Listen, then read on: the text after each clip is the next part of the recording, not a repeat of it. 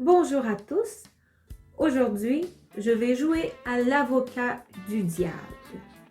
On va regarder les raisons pourquoi ne pas faire du yoga. En effet, il y a beaucoup trop d'informations sur Internet, sur YouTube, des vidéos, des articles. Pourquoi faire du yoga? Ah, c'est bon pour le système respiratoire, c'est bon pour le système digestif, c'est bon pour le système nerveux, bref, c'est bon pour tout. Le message qu'on transmet, c'est faites du yoga les gens et tous vos problèmes seront réglés. Mais on sait tous que rien au monde n'est parfait. Il n'y a rien au monde qui peut guérir toutes les maladies. Il n'y a rien au monde qui est juste magique et exceptionnel et qui n'a que des effets positifs. Et ça inclut le yoga. Donc, allons voir pourquoi ne pas faire du yoga. Ou plutôt, quelles précautions il faut prendre avant de se décider à faire du yoga. On va commencer avec la pratique physique du yoga. Parce que, en fait, le yoga, c'est une discipline très complexe. Il a la partie physique, donc les asanas, et il a aussi la partie plus spirituelle ou la partie un peu plus cognitive, mentale, hein, tout ce qui inclut la méditation, la relaxation, peut-être les connexions avec le Bouddha ou avec la conscience universelle, toute cette section. Okay? Donc, on va commencer avec la pratique physique du yoga. Quels peuvent être les effets secondaires et ou quelles précautions il faut parfois prendre quand on se met à faire les postures du yoga?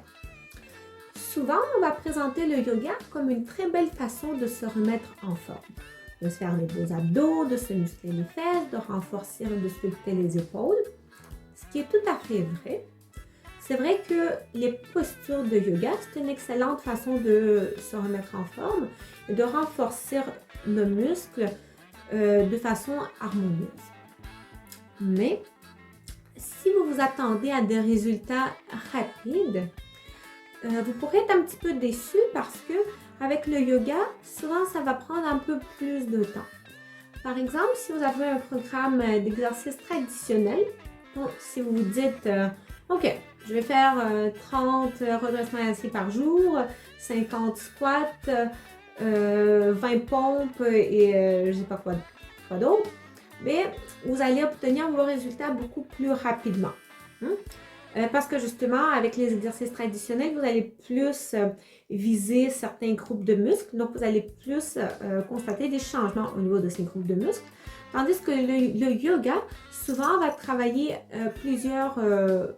pratiquement dans certaines postures de yoga, vont même travailler pratiquement tous les muscles de notre corps en même temps, d'une façon harmonieuse, mais c'est ça.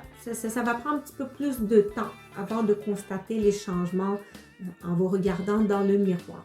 Une autre chose, quand on fait du yoga, souvent, surtout au début, on va porter beaucoup d'attention sur la façon de faire le mouvement. On veut respecter un bon alignement au niveau postural. On veut que le mouvement soit fait le plus possible en respectant notre corps et tout ça. Donc, ça peut prendre un petit peu plus de temps au début pour bien faire les postures. Et c'est vrai pour tous les exercices, bien évidemment. Mais avec le yoga, ça occupe quand même plus de place. Donc, certaines personnes peuvent déjà au début, en faisant du yoga, un peu se décourager parce que justement, ça va être un peu trop long de comprendre et de réussir à bien faire les postures. Un autre aspect important en lien avec la pratique physique du yoga, c'est que, comme pratiquement tous les exercices, en fin du compte, toutes les postures de yoga ne sont pas adaptées à toutes les personnes.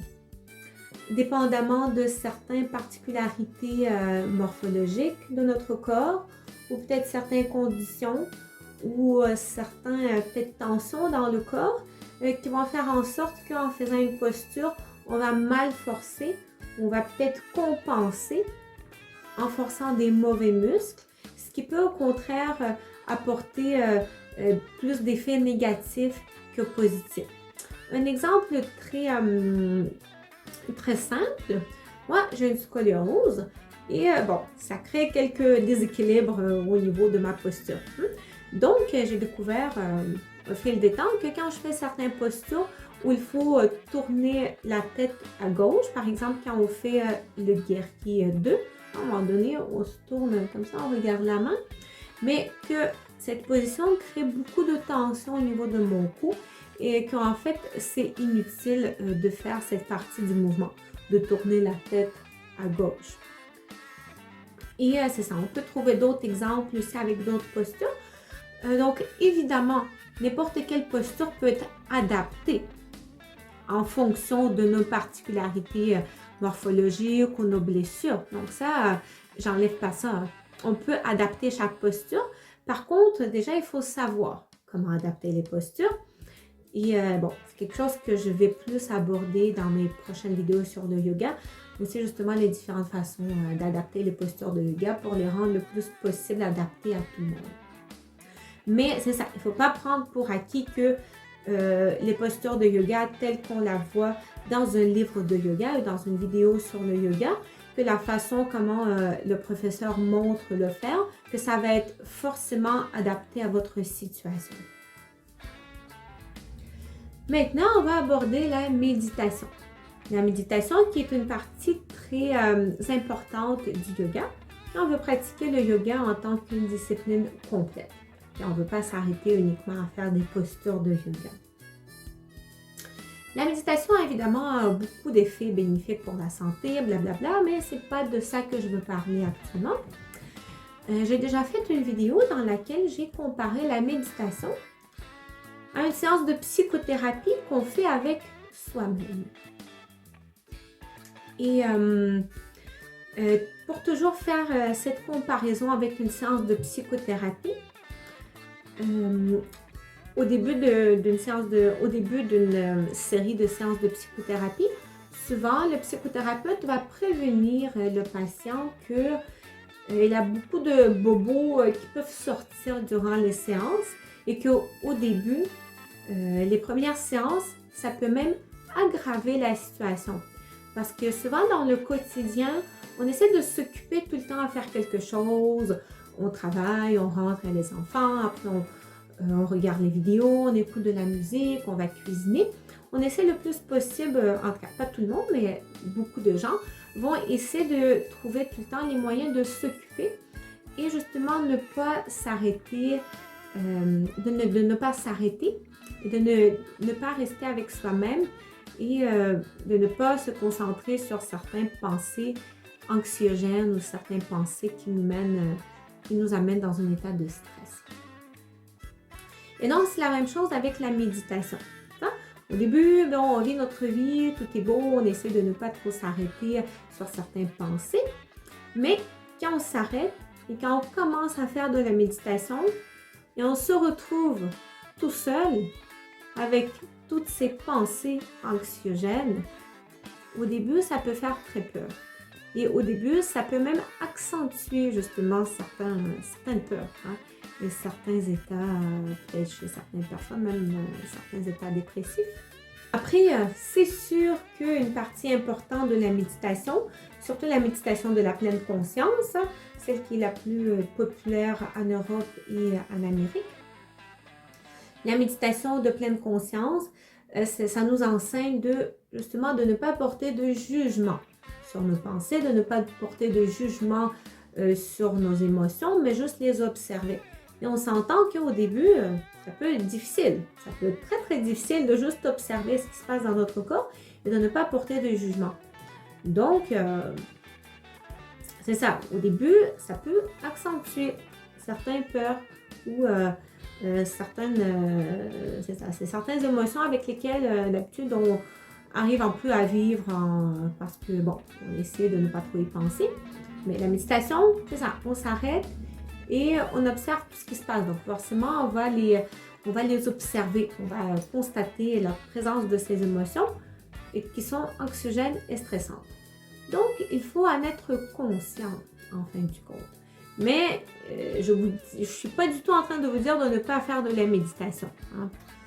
Un autre impact possible de la méditation et de toutes les techniques qui nous permettent de se reconnecter à notre corps, donc certaines techniques respiratoires entre autres, c'est que souvent, après un certain temps de pratique, ça va finir par rendre votre mode de vie un peu moins festif, si je peux dire ça comme ça.